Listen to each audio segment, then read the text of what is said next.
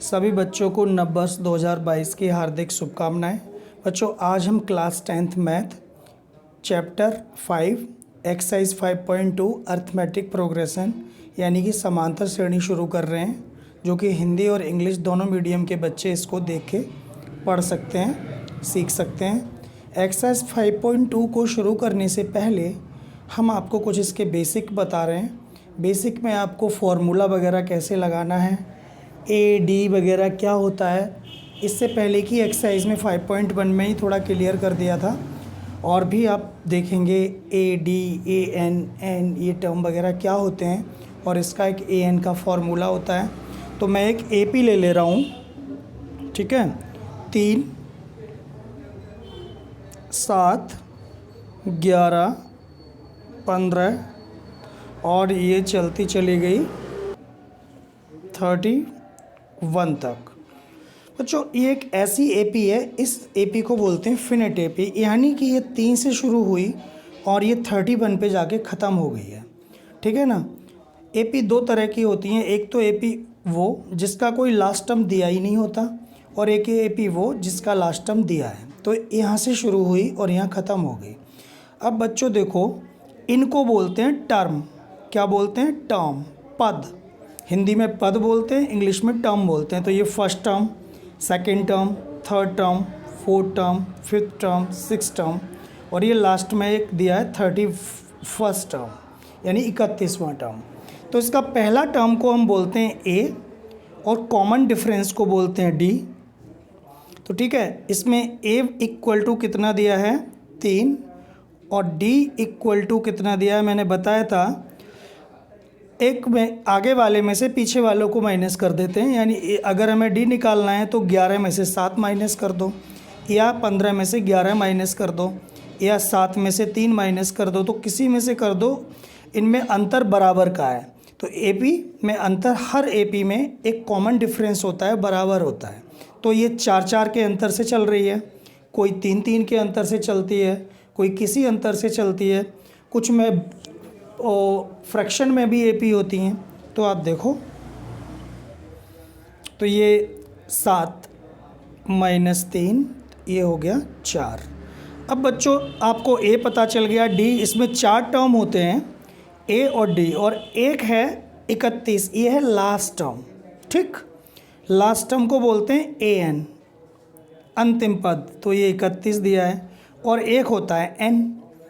N क्या, N और A N में क्या अंतर है? एन तो हो गया, एन तो हो जाएगा, ये देखो, ये फर्स्ट टर्म है, ये सेकंड टर्म है, ये थर्ड टर्म है, फोर्थ टर्म है। एन का मतलब है कोई टर्म, जैसे ये 15 कौन सा टर्म है? चौथा टर्म है। 11 कौन सा टर्म है? तीसरा टर्म है। 31 कौन सा टर्म है? हमें पता नहीं है, क्योंकि बीच की डिजिट पता नहीं है। तो हम निकालेंगे इसमें एन या ए एन। तो इसमें देखो, इस फर्स्ट टर्म को A1 बोलते हैं, सेकंड टर्म को A2, थर्ड टर्म को A3, फोर्थ टर्म को A4, ठीक है ना। ऐसे टर्म के नाम है, ये याद रखना, इसको टर्म बोलते हैं, दिमाग में भर लो, पद बोलते हैं, ठीक है। अब हम ये निकाल रहे हैं कि इसमें नंबर ऑफ़ टर्म कितने हैं, इस एपी में एन कितना है। नंबर ऑफ़ टर्म को एन बोलते हैं। क्या बोलते हैं? नंबर ऑफ़ टर्म, पदों की संख्या, पदों की संख्या, ये एन होता है। एन और ए एन में समझ गए ना। अब जैसे ये 4 है, 15 है, तो ये कौन सा टर्म है? 4। तो हमें एन निकालना है। इसमें आपको 3 चीज़ दी हुई हैं, तो एक फॉर्मूला होता है, याद रखना, A N equal to A plus N minus 1 into D.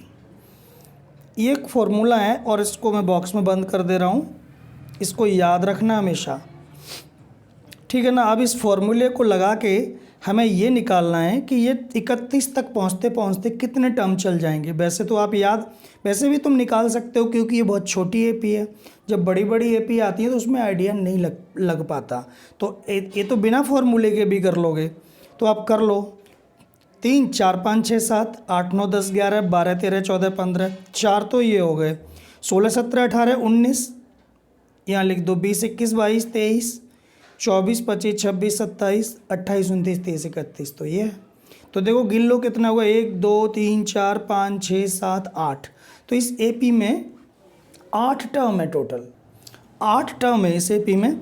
तो हम फॉर्मूले से आंसर हमारा 8 ही आएगा, यानी नंबर ऑफ टर्म यानी एन कितना है 8। तो हम निकालेंगे, फॉर्मूला लगाना बता रहे हैं आपको। तो ए एन की वैल्यू कितनी है 31 इक्वल टू ए की वैल्यू 3 है, और एन यानी नंबर ऑफ टर्म हमें ये निकालना है। तो यहाँ पर यही रहेगा 1 और डी की वैल्यू है 4। तो इसको सॉल्व कर लो। 31 बराबर 3 प्लस, अब ये n-1 है, 4 का n में भी मल्टीप्लाई होगा और 4 का 1 में भी, 4n माइनस 4। 31 इक्वल टू, अब इसको इसमें से घटा दो, इसके और इसके बीच क्या चिन्ह है, साइन है माइनस। तो 3 में से 4 गया -1 और प्लस 4n। तो -1 इधर ले आओ।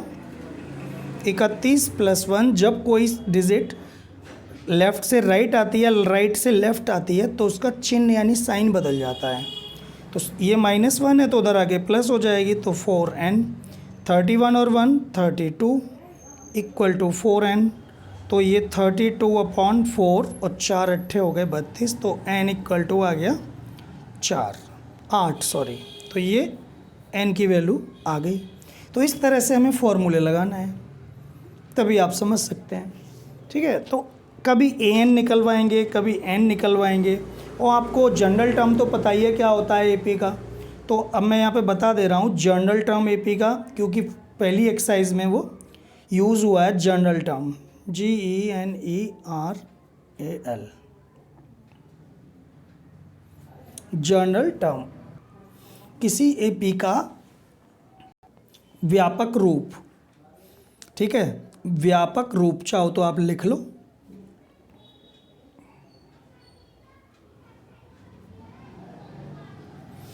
तो जनरल टर्म क्या होता है, ए प्लस डी, ये दूसरा टर्म है, ए प्लस 2d, ए प्लस 3d, ए प्लस 5d। कहाँ तक, अनंत तक, इन्फिनिटी तक, कोई इसका अंत नहीं है। तो ये जनरल टर्म है, इसका भी बहुत यूज़ होगा, क्योंकि आप देखो, आप देख रहे हो तीसरा टर्म में 2 है, चौथे टर्म में 3 है, एक कम है मतलब। ठीक है ना, तो ये फॉर्मूले में भी n-1 इसीलिए हुआ है। तो आप समझ गए होंगे अच्छी तरह से। और दूसरी बात यह है कि यदि सपोज़ कर लीजिए कि इसी सवाल को हम इस तरह करें कि 3, 7, 11, 15 और 31 अगर हमें ना दिया हो 31, तो आपको an कैसे निकालोगे। अब मैं एक सवाल करता हूँ, दूसरा सवाल ले लेता हूँ, इसको छोड़, एक क्वेश्चन ले रहा हूँ मैं। इसमें a इक्वल टू आपको 7 दिया है, और d इक्वल टू 3 दिया है, और n इक्वल टू 8 दिया है। इसमें n निकाला था, इसमें n 8 दिया हुआ है। अब बाई चांस, वो तो इत्तेफाक की बात है, ये क्वेश्चन दूसरा है और ये दूसरा है, लेकिन n इतना मिल रहा है तो कोई बात नहीं। और हमें an निकालना है बच्चों।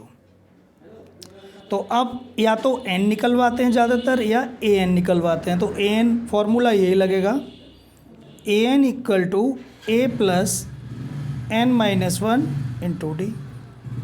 ये क्वेश्चन और भी ईजी है इससे। तो n कितना है 8, तो a 8 आ जाएगा यहाँ पे। नंबर ऑफ टर्म, n तो कोई टर्म है, पता नहीं कौन सा टर्म है। अगर an बोल दिया तो पता नहीं कौन सा टर्म है, और a 8 मतलब 8वां टर्म है। तो इसीलिए n बोला गया है, कोई सा भी हो सकता है। और जो भी आपसे पूछा जाएगा n की जगह 8 वगैरह जो भी डिजिट हो वो आ जाएगी। तो 7 प्लस n की वैल्यू क्या है 8, जो यहाँ आएगा वो यहाँ आएगा -1, और d की वैल्यू 3 है। तो इसको 7 प्लस 8 में से 1 गया 7, 7 या 21,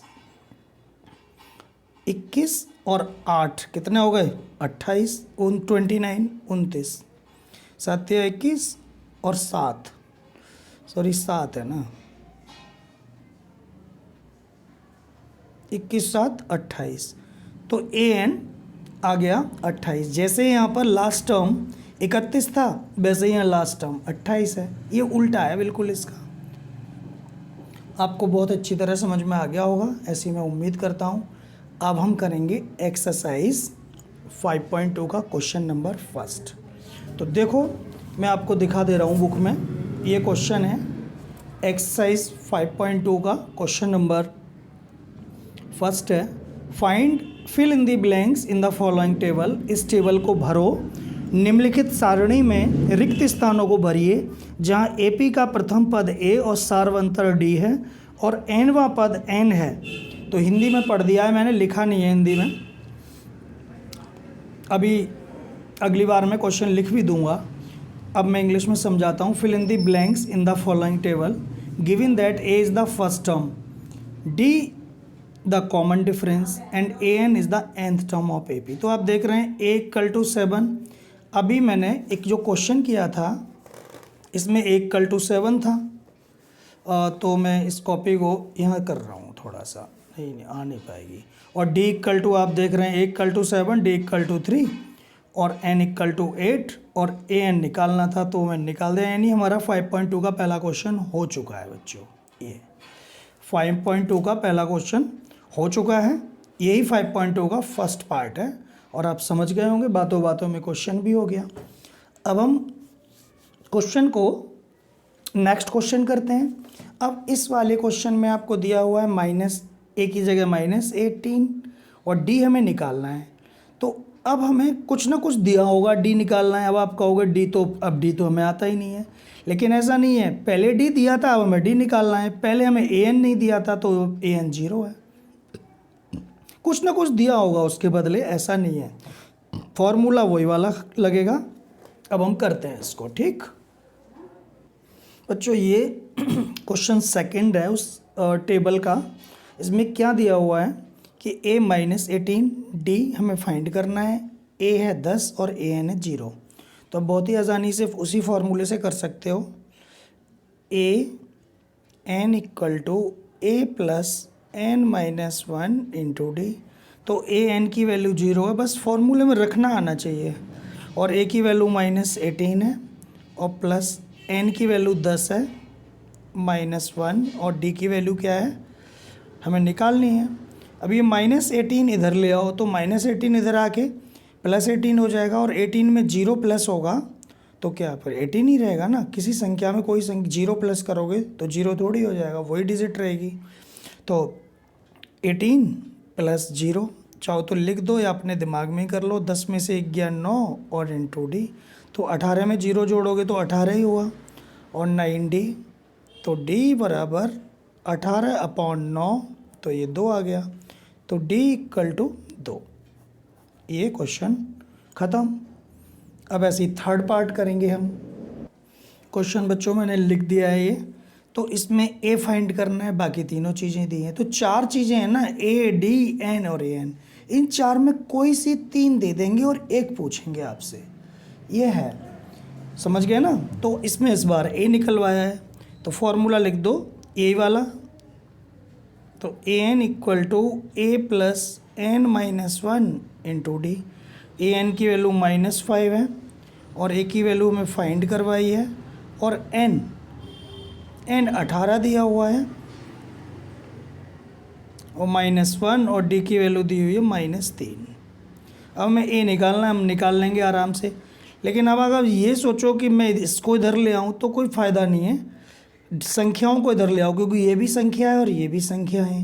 तो a अकेला रह जाएगा, वही वैल्यू हो जाएगी -5 इक्वल टू a प्लस 18 में से 1 गया 17 और 17 को -3 से मल्टीप्लाई, 17 तिया 51 तो -51 और प्लस यहाँ पर प्लस आ जाएगा a और ये है -5। उल्टी तरफ से लिख दिया मैंने, कोई बात नहीं। अब -51 को इधर लेके आओ तो +51 हो जाएगा, प्लस का 51 क्योंकि प्लस हम लगाएंगे नहीं क्योंकि वो पहले लिखा है और -5 इक्वल टू a। तो 51 में से 5 गए, 11 में से 5 6 और 46, तो a इक्वल टू 46।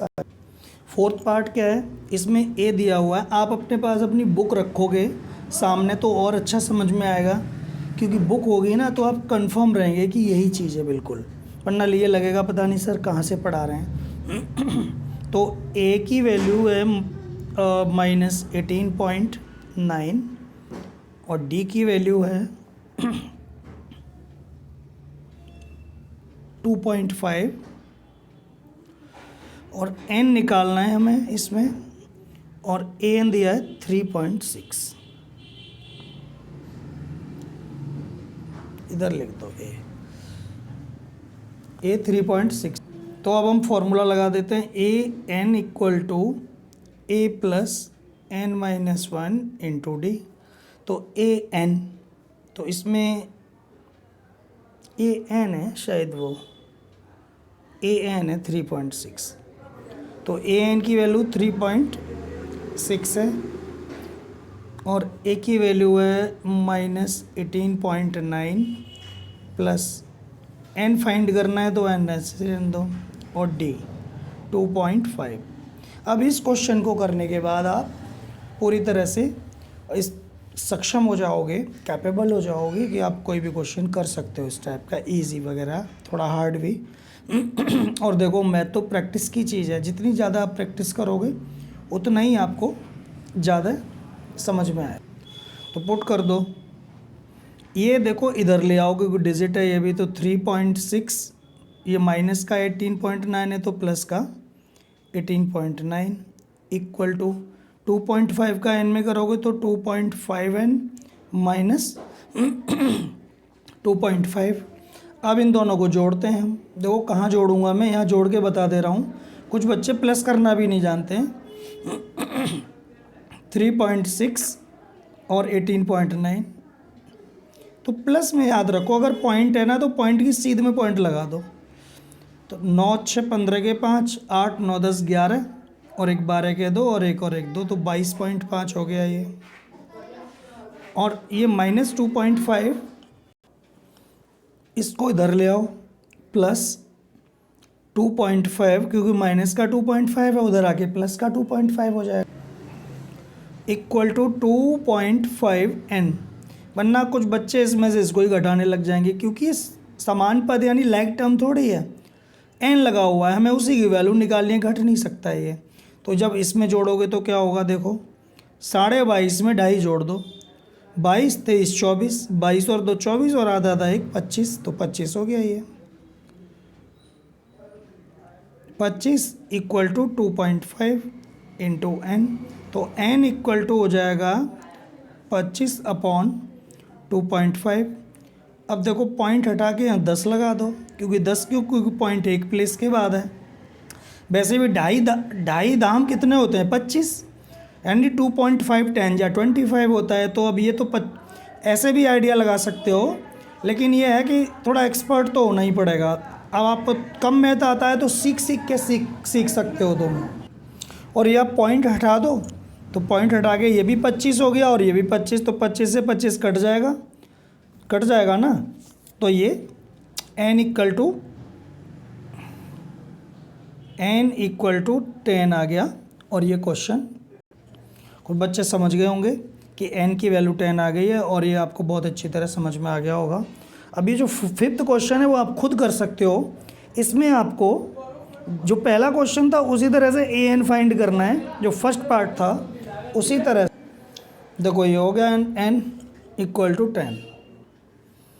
बच्चों क्वेश्चन नंबर 2 है, ये ऑप्शनल क्वेश्चन है, चूज़ द करेक्ट ऑप्शन। इसमें ऑप्शनल वाले हैं, बहुविकल्पीय प्रश्न है ये, हिंदी में समझो तो ये AP दी हुई है 10 7 4, तो इसका 30वां पद निकालना है।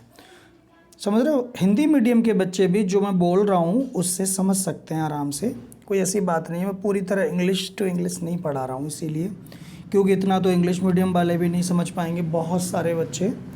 तो इसलिए इसको देखो, इस AP का 30th टर्म फाइंड करना है। वैसे आइडिया तो लगा नहीं सकते, 30वां पद बहुत आगे है ऐसे जो, और ये AP भी माइनस हो रही है, प्लस करना थोड़ा आसान होता है, माइनस करना थोड़ा मुश्किल होता है। तो इसलिए इस AP का इनमें से बताना है क्या आंसर आएगा। तो मैं बता दूं इसका ऑप्शन ये सही है, ये सही है। तो करते हैं अब आप इसको जल्दी से।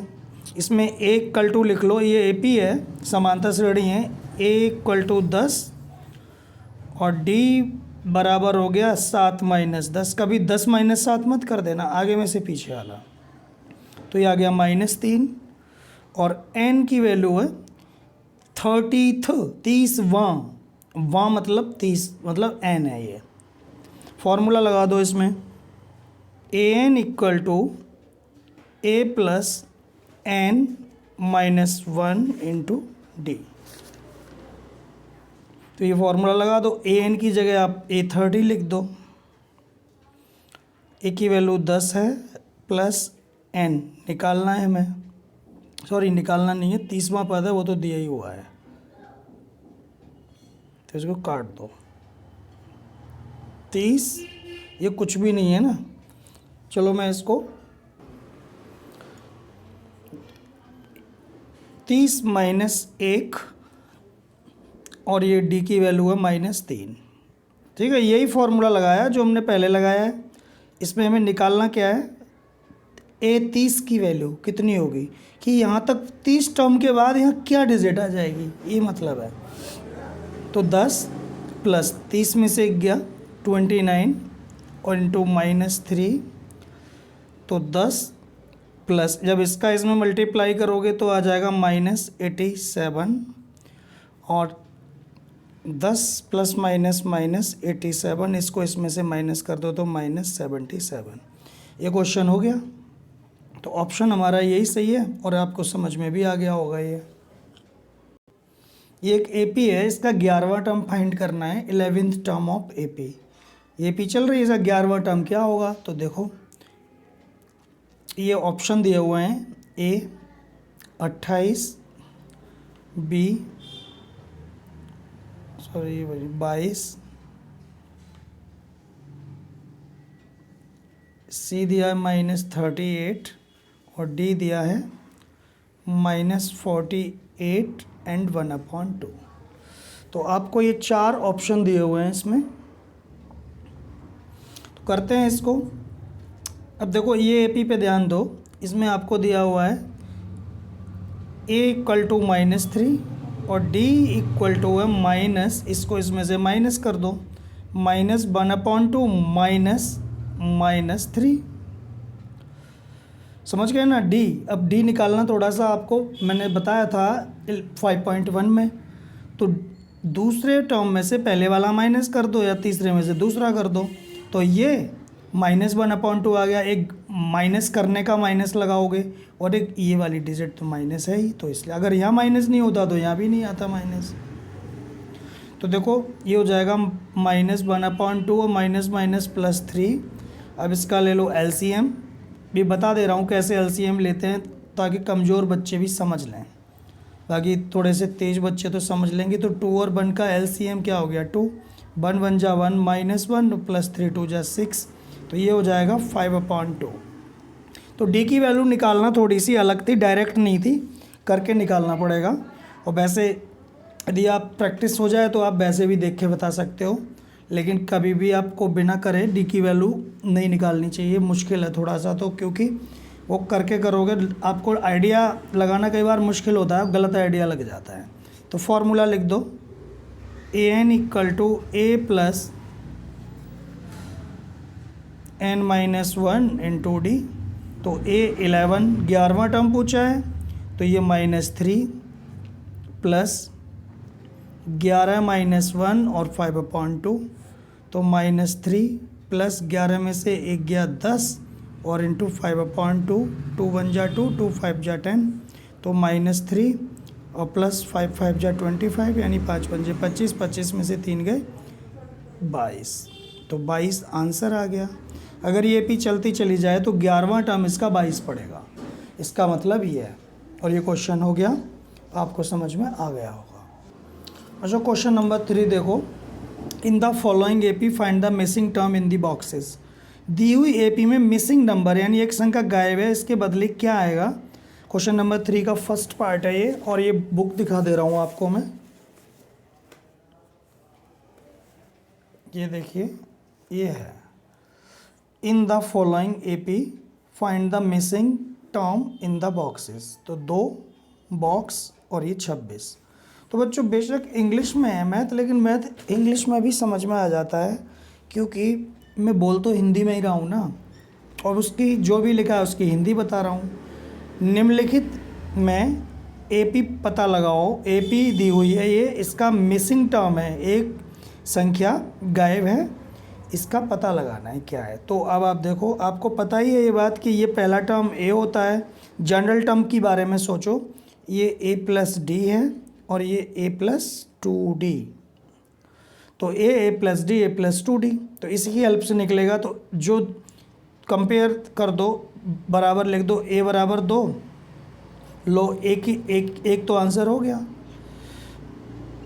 आंसर नहीं हुआ सॉरी, लेकिन A की वैल्यू हमने यहाँ से लिख ली। और A+D हमें पता नहीं है, लेकिन जो पता है हमें वो लिख देना है। नंबर 1 ये हो गया, और नंबर 2 A+2D बराबर 26। तो यहाँ पे आप देखो A की वैल्यू, ये नंबर 2 दे दो।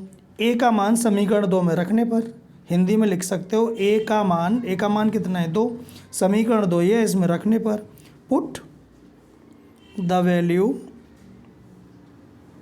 ऑफ A इन 2, ये मत लिखो तब भी कोई कुछ नहीं है। तो अब मैं ये इक्वेशन उतार ले रहा हूँ, A+2D बराबर 26, A की जगह 2+2D बराबर 26, तो 26 इधर ले आओ, या फिर 2 उधर ले जाओ, 2D बराबर 26 - 2, ये बराबर हो गया 24।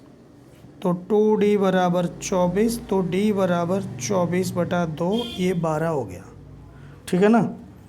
तो इस तरह से D की वैल्यू 12 हो गई। लेकिन अभी तो हमें A+D निकालना है, तो A क्या है 2 में 12 जोड़ दो 14 हो जाएगा ये। तो A+D इक्वल टू 2 + 12 = 14, तो ये 14 आंसर आ गया। तो आप इसमें 14 लिख भी दो, ठीक है।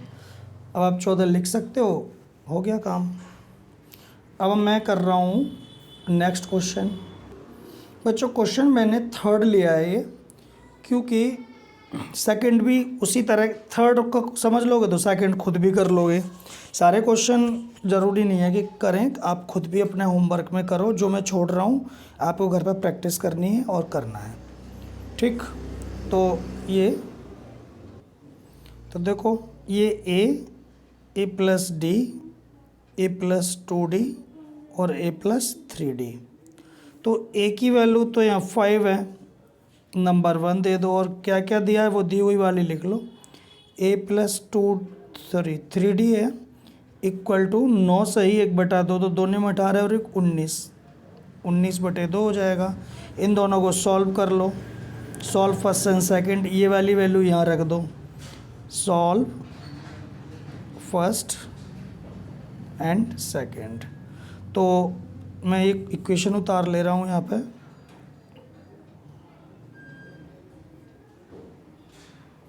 A की वैल्यू हमने 5 यहाँ लिख दी, +3D बराबर 19/2, 5 उधर भेज दो, 3D बराबर 19/2 - 5, तो ये LCM ले लो, क्योंकि आप डायरेक्ट भी कर सकते हो, ऐसी दिक्कत नहीं है। 19 से कम 19 और -5 दूनी 10, 19 में से 10 गए 9/, ये LCM 2 में लिखा नहीं था तो 9/2, ठीक है। 3D = 9/2, तो मैं लिख रहा हूँ D = ये जो मल्टीप्लाई में ना, तो 2 के साथ डिवाइड में पहुँच जाएगा, 3 दूनी 6 कर दो, या 3 × 2 कर दो।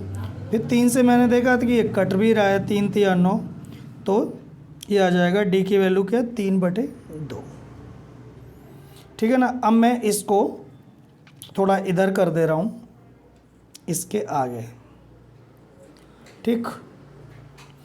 आपको D की वैल्यू मिल गई, तो जो मिसिंग है वो लिख दो। तो A+D कितना आ जाएगा, A की वैल्यू क्या है 5, यहाँ पे लिख दो 5, यहाँ नहीं लिख रहा वहीं लिखूँगा, 5 + 3/2। तो इसको आसान तरीके से जोड़ लो, 5 दूनी 10 और 3 13, तो 13/2। अब मैंने देखा कि ऊपर बड़ी है नीचे छोटी, ये भी लिख सकते हो, ऐसी कोई बात नहीं है। इसको सही बटे में लिख दो आप, मिक्स्ड फ्रैक्शन में लिख दीजिए 2 छक्के 12 और 1/2। ये पता है कैसे आ गया? तो मैं आपको बता दे रहा हूँ कैसे आया है। यहाँ पे देखो 13/2 को मैं 2 2 6 12 और 1, तो 6 सही 1/2। जो आंसर होता है वो यहाँ लिखते हैं, नीचे होती है वो ऊपर लिखते हैं, ऊपर होती है वो नीचे लिखते हैं। तो ये भी हो गई। अगर करोगे तुम चेक 2 छक्के 12 12 और 1 13, तो 13/2 आ गया। तो ये हो गया। तो आप डी की वैल्यू निकली है ना, वो ए प्लस डी की निकली है। और ए प्लस 2d की देख लो, ए प्लस 2d। तो ए की वैल्यू क्या है 5, 2 × 3/2। डी की वैल्यू तो 3/2 है, 2 से 2 कट गई है। तो ये कितना आ गया 3, 5 और 3 8, क्योंकि यहाँ कटेगा तो 1 आ जाएगा, कट गया तो 3 ही तो जब, और इसके बीच प्लस है और मल्टीप्लाई भी, लेकिन मल्टीप्लाई इसके लिए है ना, तो वहाँ पर 1 आ गया। ये 3 एकम 3 और 5 और 3 8। तो ये 5 + 3 = 8। तो a + 2d की वैल्यू कितनी आ गई 8 आ गई। तो यहाँ पर लिख दो चाहो तो 6 सही 1/2 और ये 8। ये हो गया हमारा आंसर। तो बच्चों ये क्वेश्चन है, इसमें 4 डिब्बे खाली हैं और 2 हमें दिए हुए हैं। तो हमें क्या क्या दिया हुआ है पता लगाएंगे। तो ये ए होता है, ये + डी है। ये मैं क्या लिख रहा हूँ जनरल फॉर्म के तरीके से, a + 2d, a + 3d, a + 4d और a + 5d। फटाफट करते हैं। तो a की वैल्यू हमें दी नहीं है तो a तो नहीं लिखेंगे, a + d दिया है। a + d = है 38 और हमें नंबर 1 दे दो इसको। और क्या दिया a + 5d दिया है, तो जो दिया है वही लिखते हैं। a + 5d = -22। जैसे हमने चैप्टर ये नंबर 2 हो गया इक्वेशन। जैसे हमने चैप्टर 3 में इस तरह के इक्वेशन सॉल्व किए हैं, समीकरण कौन से थे, 2 चर वाले रैखिक समीकरण हिंदी में बोले तो, और लीनियर इक्वेशन ऑफ 2 वेरिएबल्स। तो उनको हम x और y होता था यहाँ पे, वहाँ पे, और यहाँ a और d है। तो हम इसको सॉल्व करेंगे एलिमिनेशन मेथड से, विलोपन विधि से। तो इसको कर लो, अब एक लाइन खींचो, यहाँ साइन बदलो, एक काटना पड़ता है ना इसमें, ये माइनस, ये प्लस है तो माइनस, ये प्लस है तो माइनस, और ये माइनस है तो प्लस। ये कट जाएगा, माइनस के 5 में से 1 डी जाएगा तो 4d बचेगा। चाहो तो यहाँ 1 लिख लो समझने के लिए, ठीक है। तो -4d = ये प्लस है, अब ये माइनस से कोई मतलब नहीं है, तो 38 और 22 हो गए 60। तो d = आ गया 60/-4। 4 से 60 में भाग दोगे तो आ जाएगा 15, और ये वाला माइनस यहाँ लगा दो। तो ये हो गया, d की वैल्यू निकलेगी। अब d की वैल्यू हम किसी एक इक्वेशन में डाल देंगे तो a की वैल्यू आ जाएगी। तो d की वैल्यू कितनी आ गई -15। अब या तो लिख दो एक d का मान समीकरण 1 में रखने पर, या put the value of d in equation first. Put the value of d in equation first, या सेकंड में डालना चाहो सेकंड में, जो तुम्हें इजी इक्वेशन लगे उसमें रख दिया करो। a + d = 38। तो a प्लस, अब हमें a की वैल्यू निकालनी है, फिर हम इनको भरेंगे। a + d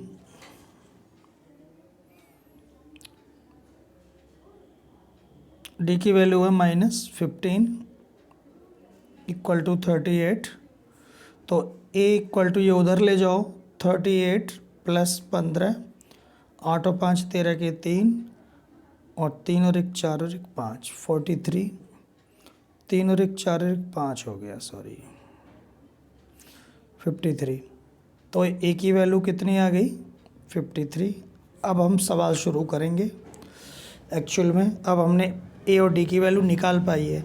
कभी आसानी से निकल आती है, कभी भी इक्वेशन बन जाते हैं। यहाँ पे तो इजीली निकली थी, लेकिन यहाँ थोड़ी सी हार्ड हो गई है। तो बस हमें तरीके पता हों, प्लस माइनस आना चाहिए। तो a + 2d पहले है, तो a की वैल्यू तो हमारा एक आंसर तो आ गया 53, ये आंसर है।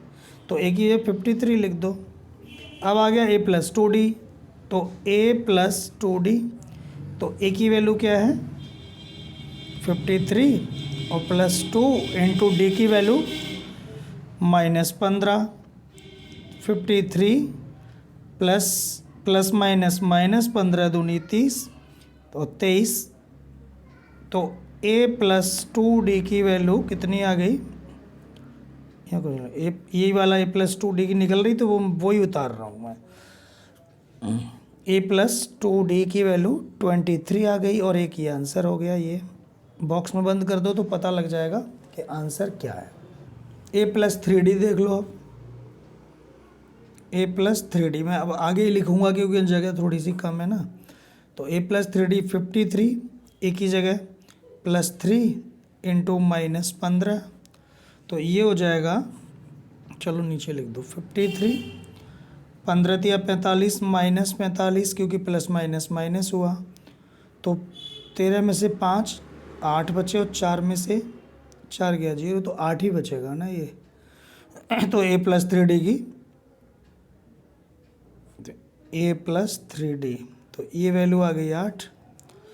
अब मैं यहाँ पे कर दे रहा हूँ एक लास्ट वैल्यू को, तो इसके बाद ये है यहाँ पे a+4d तो a+4d की वैल्यू, a की वैल्यू कितनी है 53 +4 और d की वैल्यू है -15 तो ये 53 + 15 चौके 60 या माइनस हो जाएगा।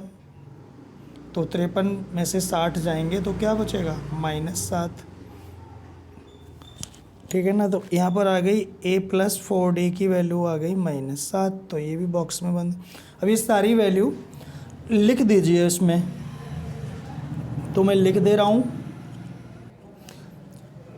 आप इसको नोट करना चाहें तो नोट कर लीजिए और मैं उस वैल्यू को बॉक्स में भर रहा हूँ।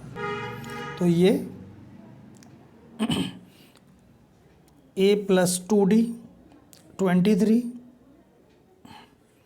a+3d 8 a+4d -7 तो आप देख रहे हैं वैल्यू बढ़ती घटती जा रही हैं। तो AP घट भी सकती है बढ़ भी सकती है और ये हमारा हो गया क्वेश्चन।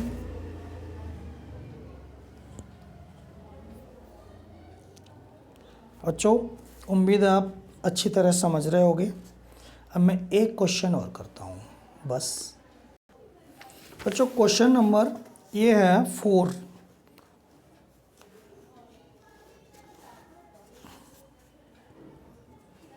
थोड़ा सा मैं बुक को ऊपर रखता हूँ ताकि आपको दिख सके। ये है question number 4। Which term of AP, चलो 4 ये समझा दे रहा हूँ क्योंकि इजी है ये। Which term of AP 3, 8, 13, 18 is 78 तो इस AP का कौन सा टर्म, कौन सा पद 78 होगा। कौन सा टर्म 78 होगा, n निकालना है हमें, n हमें फाइंड करना है। इसमें n आप निकाल लेना, आप n के कई क्वेश्चन कर चुके हो n निकालने वाले। तो मैं ये क्वेश्चन हटा रहा हूँ, अगला क्वेश्चन कर रहा हूँ एक लास्ट।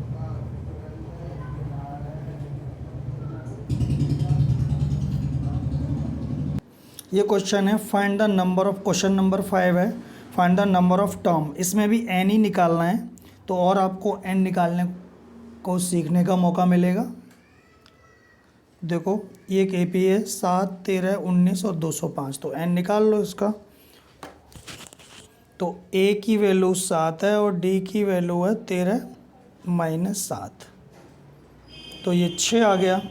तो फॉर्मूला लग और AN दिया हुआ है 205 तो AN = A + n - 1 into D 205 = 7 + n - 1 और D की वैल्यू 6 तो 205 = 7 प्लस इसका इसमें 6n - 6 तो इसको इसमें से घटा दो, इसको मत घटा देना, जोड़ मत देना इसको। 205 साथ में 6 गया 1 प्लस 6n तो 205 - 1 = 6n।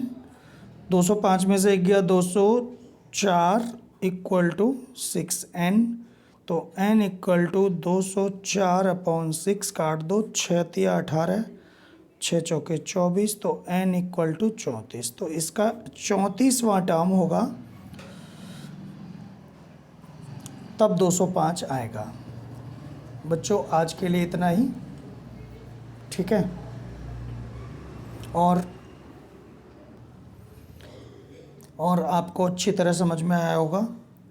और अगर वीडियोस अच्छी लगी है, पसंद आई है, तो आप इसको लाइक करना, सब्सक्राइब करना। Good night.